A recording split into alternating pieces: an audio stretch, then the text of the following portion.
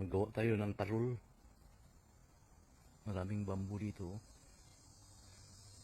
Nagputo tayo.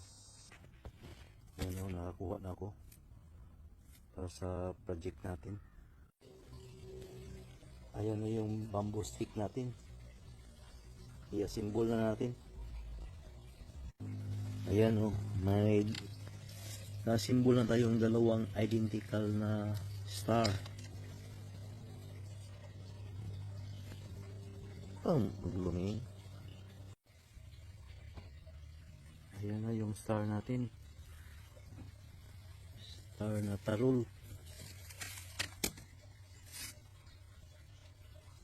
Ihang natin.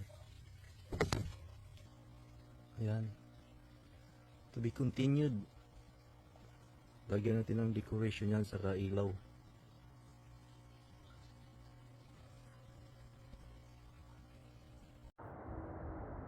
Ayan na ang finished product natin na parol. Star parol. Parang sa Pilipinas, di ba?